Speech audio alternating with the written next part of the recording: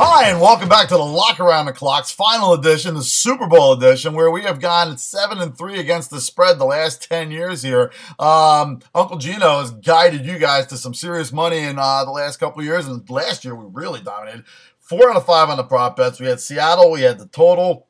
We had everything going in that game. It was a bonanza. And again, we're going to do the same thing here. Before we do that, I'd like to talk about my friends and sponsors one last time at LouDogs.com. Go check it out. See what the big things that are happening at LouDogs.com today.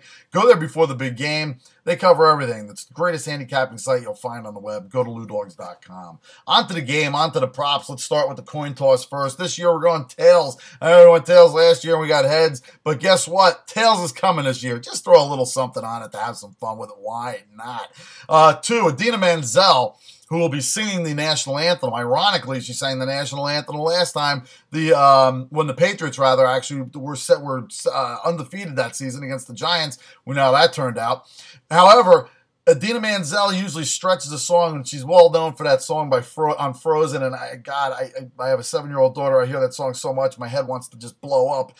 They overplayed it, they killed it, and she could stretch a song, but not this time. Fact. The national anthem, the song itself can be sung on average at 1 minute and 40 seconds. Well, the total here to go over or under is 122.5 seconds. That's basically a little over 2 minutes. Now, under is a lock. Under, she can't stretch it any more than 1 minute and 40. Come on, even if she goes to 2 minutes, she's still got another 22 seconds. It ain't going to happen. Take the under and Adina Menzel singing the national anthem.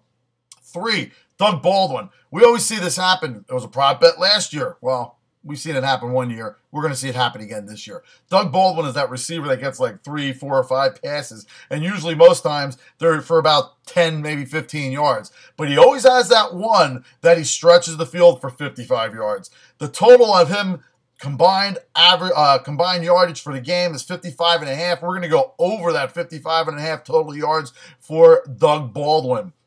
Number 4, the sack total in this game for Seattle is a sack and a half. A sack and a half. That's it, a sack and a half. Now, I love this because guess what? I've seen the Patriots, and this is what I'm basing it on. I'll tell you right off the bat. When the Patriots have played against good defenses in the Super Bowl as of late with Tom Brady there, the Giants have destroyed him with Tuck and with Yurmanura. This defense of Seattle is a little bit better than those guys.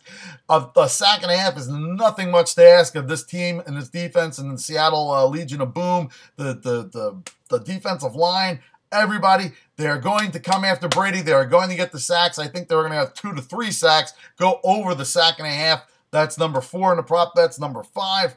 And this one we're going to correlate and tie into that Doug Baldwin one.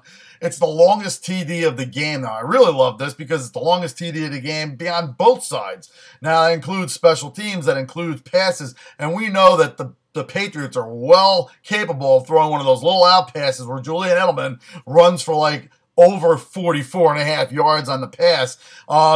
That's all it's got to do.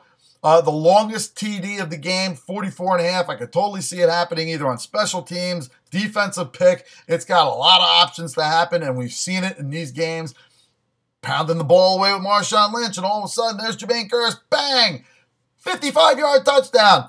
That's my final prop bet. The over for the touchdown, longest in the game, longest touchdown of the game, 44.5. Go over that total. On to the game itself. Seattle has been here, this is the second time for basically the same defense and same offense almost. No, they don't have Percy Harvin, and, well, did they really need him last year? No, they didn't.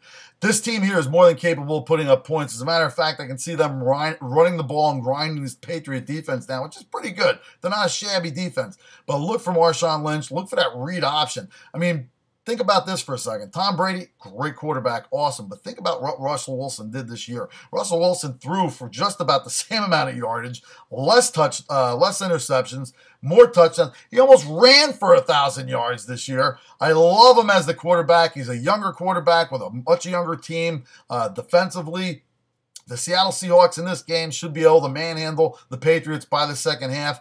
I look for a 24-14 game here out of the Seattle Seahawk team.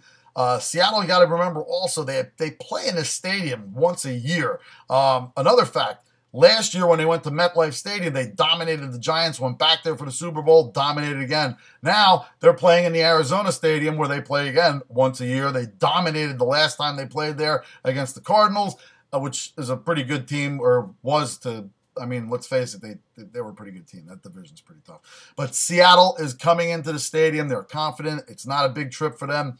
They've been here as recently as last year. I believe that this team is much better than the team last year. I think they have a lot more experience. They have a swagger. Pete Carroll's very loose. The Patriots seem very tight with this whole thing with their balls.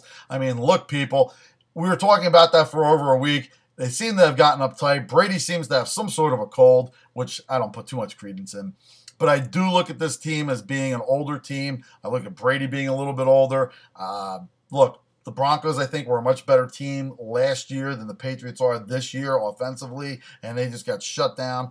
Look for the Seahawks, who have gotten over the hump. They have gotten back, and they are ready to take care of business. Pete Carroll looking to maybe rub one in Belichick's face for losing the New England job to him. I don't know. You can come up with anything, but I am coming up with Beast Mode. Take Marshawn Lynch, take Russell Wilson, take the Legion of Boom, take the Seattle Seahawks, take the point, and ride it all the way to the bank. Take it to the book, as they say. Take it to the bank, and until next year, you take it ace.